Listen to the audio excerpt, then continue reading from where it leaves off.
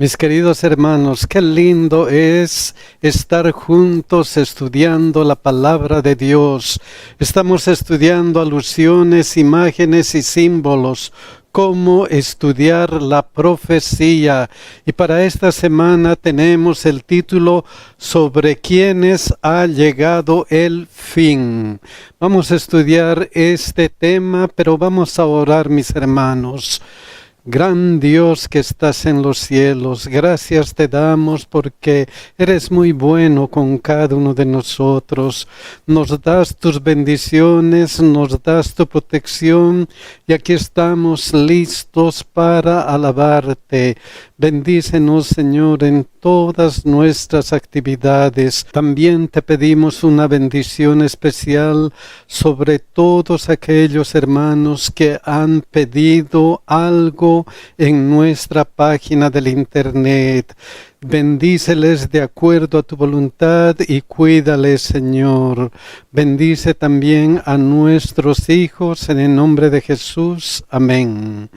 El versículo de memoria para este día es 1 Corintios 10, 11 y 12. Miren lo que dice.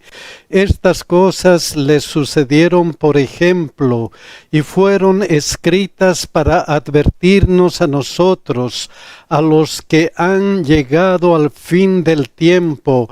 Así el que piense estar firme, mire que no caiga. El que piense estar firme, cuídese, mire que no caiga. ¿Por qué? Vamos a estudiar esta semana sobre quiénes ha llegado el fin. Y el primer día titula La ira del Cordero. Miren lo que dice Mateo 24, 14. Mateo 24 es un capítulo que habla de la segunda venida de Cristo. Y miren lo que dice este versículo. Y será predicado este evangelio del reino en todo el mundo para testimonio a todas las naciones, y entonces vendrá el fin. Entonces, en primer lugar, antes del fin, todos conocerán el evangelio, todos. Pero todos van a tener la oportunidad de hacer una decisión a favor de Cristo o en contra de Cristo.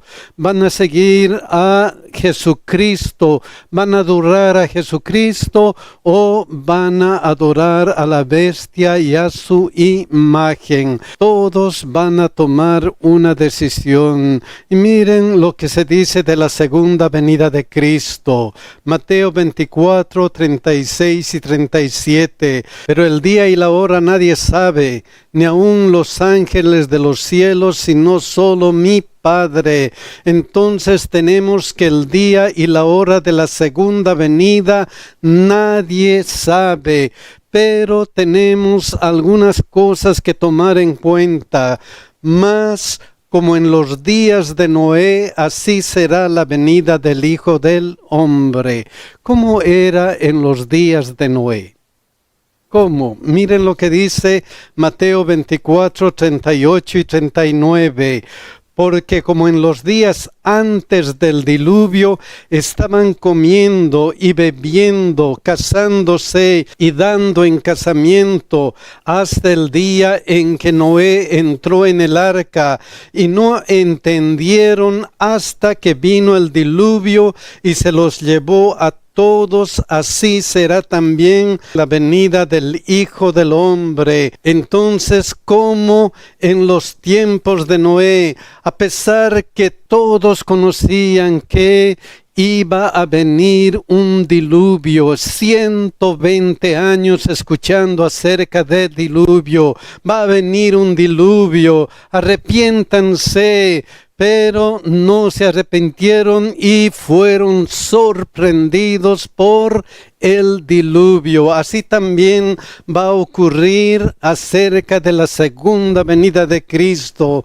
Entonces la segunda venida sorprenderá al mundo, a pesar de que todos van a saber, van a escuchar del Evangelio, la venida de Cristo va a sorprender a muchos. ¿Y quiénes recibieron la ira en el diluvio? Aquellos que no quisieron creer en la predicación de Noé. Lo mismo va a ocurrir en la segunda venida de Cristo, porque el Evangelio del reino será predicado a todos y todos van a decidir qué va a pasar con su vida. Miren lo que va a pasar en la segunda venida de Cristo con aquellos que no quisieron creer en el Evangelio.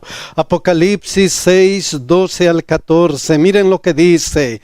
Miré cuando abrió el sexto sello y he aquí hubo un gran terremoto y el sol se puso negro como tela de silicio y la luna se volvió toda como sangre, y las estrellas del cielo cayeron sobre la tierra, como la higuera deja caer sus higos cuando es sacudida por un fuerte viento, y el cielo se desvaneció como un pergamino que se enrolla, y todo monte y toda isla se removió de su lugar. La segunda venida va a ser un acontecimiento sorprendente, y los que no aceptaron el mensaje de Dios no van a preguntar ¿qué es esto? O ¿qué está pasando? No, ellos saben de la segunda venida de Cristo. Por eso Apocalipsis 6, 15 al 17 dice: y los reyes de la tierra, y los grandes, los ricos, los capitanes, los poderosos, y todo siervo, y todo libre se escondieron en las cuevas y entre las peñas de los montes, y decían a los montes y a las peñas: caed sobre nosotros y escondednos del rostro de aquel que está sentado sobre el trono y de la ira del Cordero, porque el gran día de su ira ha llegado, y quién podrá sostenerse en pie. Ellos saben que Jesucristo está viniendo, buscan la muerte desesperadamente, porque ellos están conscientes. ¿Y quién podrá sostenerse en pie? Qué pena para ellos, han rechazado el Evangelio eterno, y no puede ser de otra manera. ¿Por qué? ¿Por qué ellos están buscando ahora la muerte? ¿Por qué ellos no pueden estar en la presencia de Dios? Miren lo que dice 2 Pedro 3, 3 y 4. Sabiendo primero esto, que en los postreros días vendrán burladores, andando según sus propias concupiscencias, y diciendo: ¿dónde está la promesa de su advenimiento? Porque desde el día en que los padres durmieron, todas las cosas permanecen así como desde el principio de la creación. Todos aquellos que estaban buscando la muerte habían rechazado el Evangelio y decían: ¿dónde está la promesa de su advenimiento? Nada ha cambiado y no va a venir Jesucristo. Pero una cosa es segura. Miren lo que dice 2 Pedro 3:10. Pero el día del Señor vendrá como ladrón en la noche, así como el ladrón llega a robar por sorpresa, así va a ser la segunda venida de Cristo. Entonces otra vez la segunda venida sorprenderá al mundo, porque el día y la hora de la segunda venida nadie sabe. Vendrá como ladrón en la noche, en el cual los cielos pasarán con gran estruendo, y los elementos ardiendo serán deshechos, y la tierra y las obras que en ella hay serán quemadas. Mis queridos hermanos, cuidado que la segunda venida de Cristo nos sorprenda. Cuidado que no estemos en comunión con nuestro Dios. Vamos a pasar al segundo día que titula La evangelización de Noé. Hemos visto hasta ahora que antes del fin todos conocerán el Evangelio. También hemos visto que el día y la hora de la segunda venida nadie sabe. Otra cosa que hemos visto es que la segunda venida sorprenderá al mundo. Recordando 2 Pedro 3:4, había una pregunta importante: ¿dónde está la promesa de su advenimiento? Algunos se preguntan continuamente: ¿dónde está la promesa de su advenimiento? ¿Por qué no llega hasta ahora? Estoy escuchando eso hace mucho tiempo. ¿Dónde está esa promesa? Miren lo que dice 2 Pedro 3, 5 y 6. Estos ignoran voluntariamente que en el tiempo antiguo fueron hechos por la palabra de Dios los cielos y también la tierra que proviene del agua y por el agua subsiste, por lo cual el mundo de entonces pereció anegado en agua. Estos ignoran voluntariamente acerca de la creación, ignoran voluntariamente acerca del diluvio, a pesar que hay mucha evidencia acerca del diluvio universal. Por ejemplo, más de 200 culturas tienen alguna descripción del diluvio, lo que demuestra que después del diluvio, cuando las personas comenzaron a expandirse, en su mente llevaron lo que escucharon del gran diluvio universal. Entonces estos ignoran voluntariamente la realidad del diluvio, pero no importa si hay burladores que se preguntan dónde está la promesa de su advenimiento, no importa que haya personas que ignoran voluntariamente la realidad del diluvio o la segunda venida de Cristo. Lo importante está en Mateo 24, 37 al 39. Miren lo que dice: mas como en los días de Noé, así será la venida del Hijo del Hombre, porque como en los días antes del diluvio estaban comiendo y bebiendo, casándose y dando en casamiento hasta el día en que Noé entró en el arca.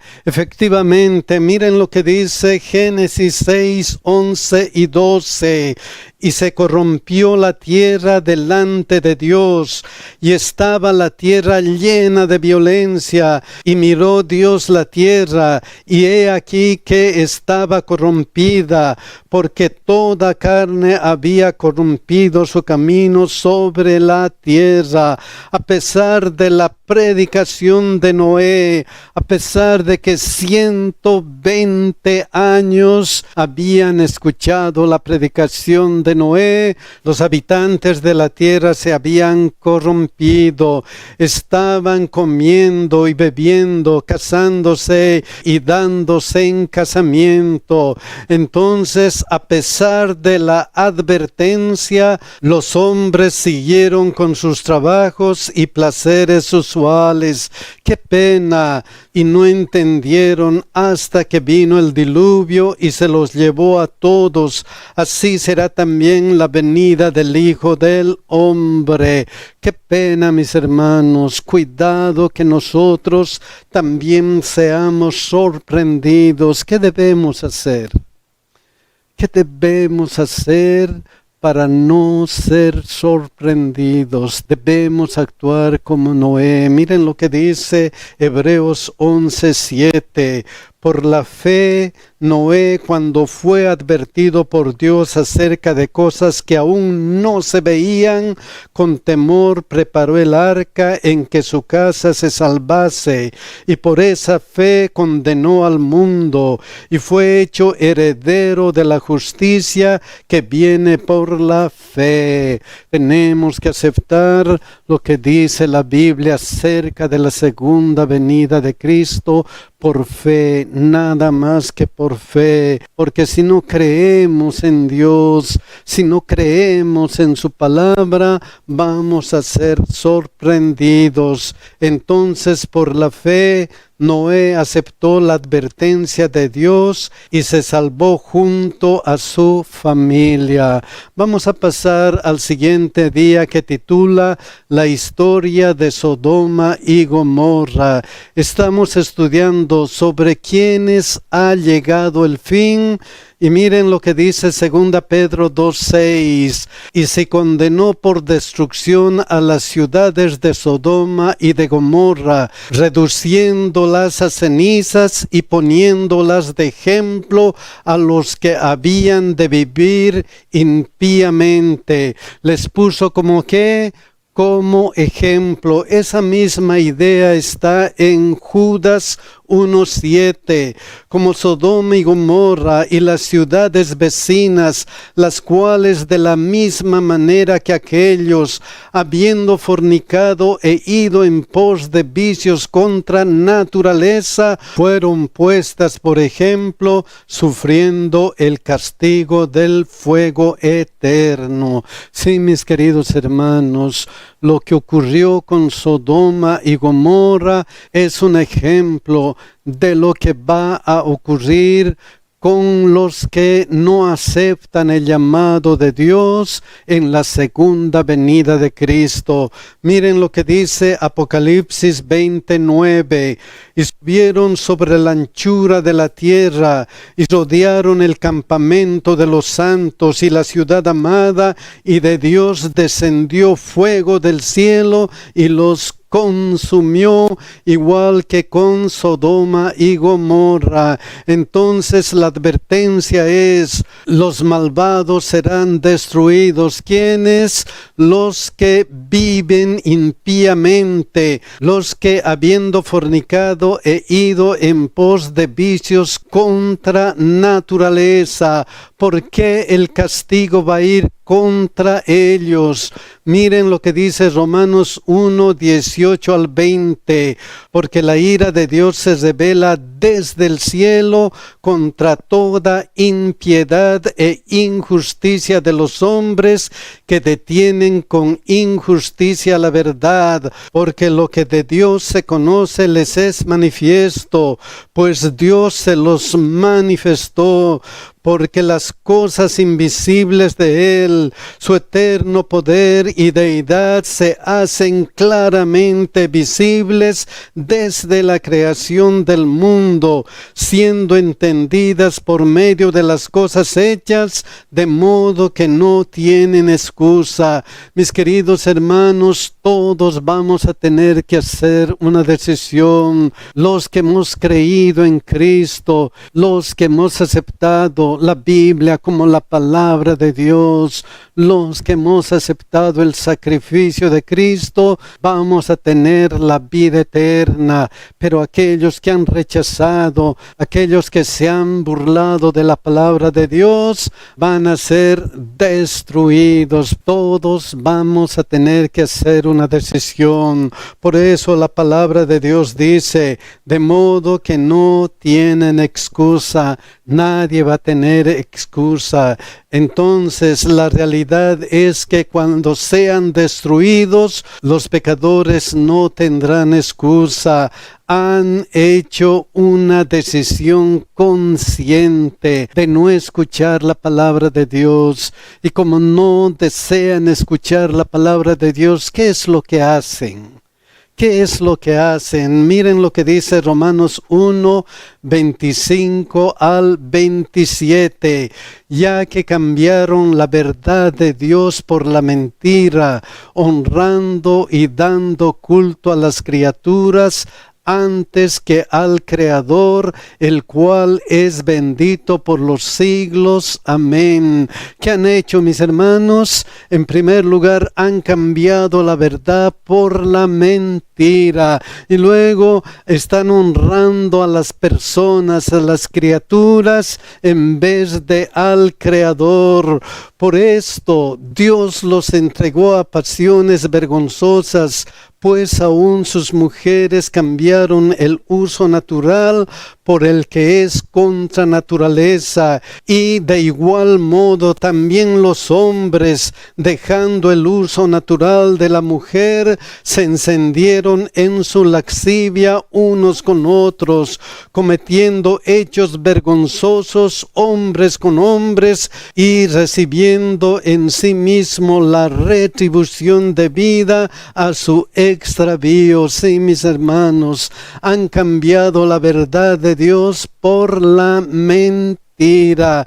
Lo que describe el apóstol parece que es lo que leemos en los periódicos continuamente, cómo las personas han cambiado la verdad de Dios por la mentira.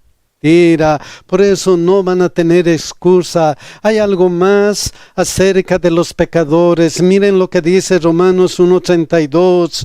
Quienes, habiendo entendido el juicio de Dios, que los que practican tales cosas son dignos de muerte, no solo las hacen, sino que también se complacen con los que la practican. Entonces, otra realidad es que los pecadores deciden pecar deliberadamente, conscientemente. Pero estamos hablando de los pecadores, de los malvados que van a ser destruidos, y que de algunas personas que están en el pueblo de Dios. ¿Qué pasa con ellos?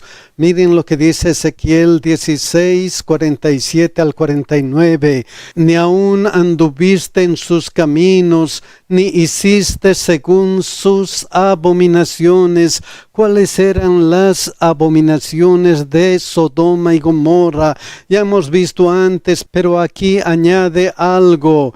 He aquí que esta fue la maldad de Sodoma, tu hermana: soberbia, saciedad de pan y abundancia de ociosidad tuvieron ella y sus hijas, y no fortaleció la mano del afligido y del menesteroso. Tenían abundancia de comida, abundancia de bienes, pero un problema: no fortalecieron la mano del afligido y del menesteroso. Ustedes no han estado como Sodoma y Gomorra.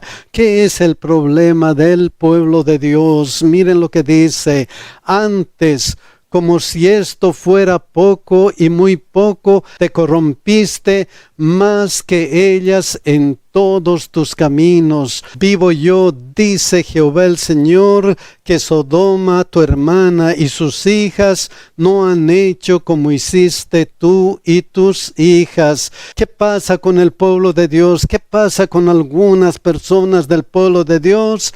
Te corrompiste más que ellas en todos tus caminos. ¿Cómo? ¿Cómo? Miren lo que dice Ezequiel 16:15. Pero confiaste en tu hermosura y te prostituiste a causa de tu renombre, y derramaste tus fornicaciones a cuantos pasaron, suya eras. Entonces, otra realidad con el pueblo de Dios es que Israel confió en su calidad de hija de Dios y cometió adulterio espiritual.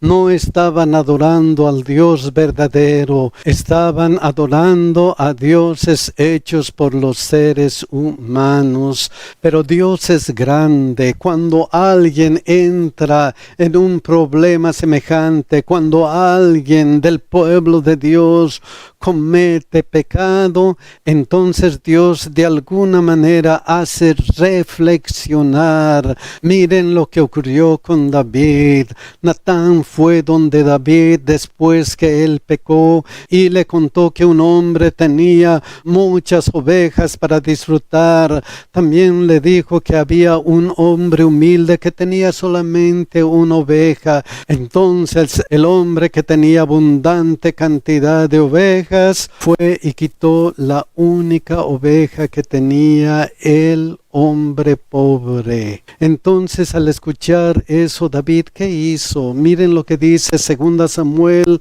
12:5.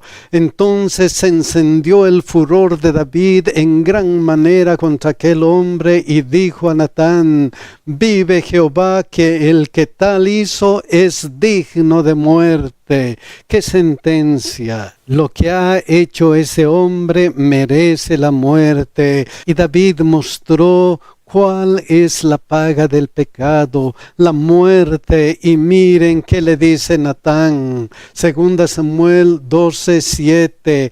Entonces dijo Natán a David: tú eres aquel hombre. Tú eres aquel hombre que merece la muerte. Imagínense a David escuchar eso. Tú mereces la muerte porque tú has cometido ese pecado. Y realmente esa es la realidad de nosotros. Hemos cometido pecado, somos pecadores. Pero lo que sigue llena de esperanza. Lo que sigue nos muestra cuán grande es Dios para aquellos que estamos dispuestos a regresar a su camino, a arrepentirnos. Miren lo que dice: así ha dicho Jehová, Dios de Israel: yo te ungí por rey sobre Israel y te libré de la mano de Saúl. Tú eres mi hijo, yo te he ungido, nos dice Dios. Has cometido pecado, mereces la muerte, pero tú me has aceptado, yo te he ungido. ¿Qué más dice? 2 Samuel 12:13. Entonces dijo David a Natán: pequé contra Jehová. Y Natán dijo a David: también Jehová ha remitido tu pecado, no morirás. Dios nos dice: no vas a morir porque Dios te ha perdonado. Entonces la solución al problema del pecado es que Dios ha perdonado tu pecado y no vas a morir. Oh, mis queridos hermanos, qué justo, qué grande es nuestro Dios. Y con eso vamos a ir al cuarto día, que titula El juez de toda la tierra. Miren lo que dice Amós 3:7. Porque no hará nada Jehová el Señor sin que revele su secreto a sus siervos los profetas. Entonces Dios decide revelar sus planes a la humanidad. Miren un ejemplo: Génesis 18, 17, 18 y 20. Y Jehová dijo: encubriré yo a Abraham lo que voy a hacer, habiendo de ser Abraham una nación grande y fuerte, y habiendo de ser benditas en él todas las naciones de la tierra. Dios habla a Abraham.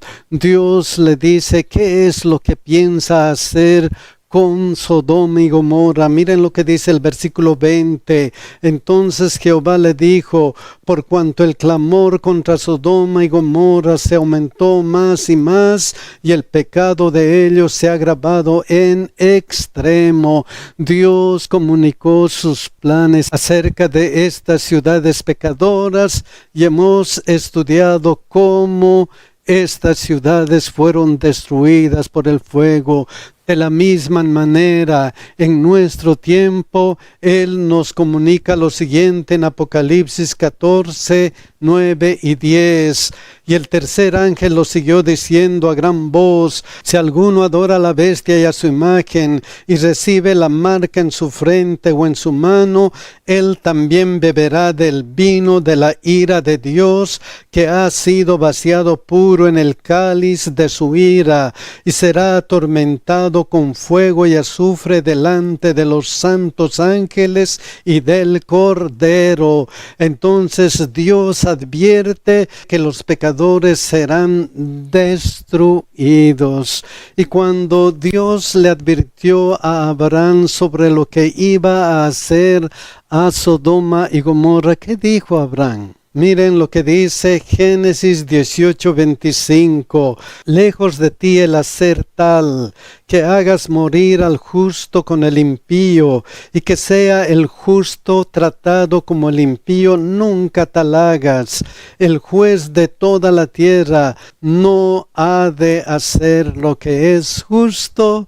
Entonces la pregunta, la interrogante es: ¿el juez de toda la tierra no ha de hacer lo que es justo? Sí, mis queridos hermanos, esa es la interrogante. ¿Es Dios justo? ¿Hace Dios lo que es justo? Claro que sí, mis hermanos. Algunas cosas importantes vemos en Apocalipsis 24. Miren lo que dice: y vi tronos y se sentaron sobre ellos los que recibieron facultad de juzgar, y vi las palmas de los decapitados por causa del testimonio de Jesús y por la palabra de Dios, los que no habían adorado a la bestia ni a su imagen, y que no recibieron la marca en sus frentes ni en sus manos, y vivieron y reinaron con Cristo durante 1000 años, durante el milenio. ¿Qué van a hacer los redimidos para ver si Dios es justo? Los redimidos van a juzgar. ¿Y a quiénes van a juzgar? Miren lo que dice Apocalipsis 20, 11 al 13. Y vi un gran trono blanco, y al que estaba sentado en él, de delante del cual huyeron la tierra y el cielo, y ningún lugar se encontró para ellos.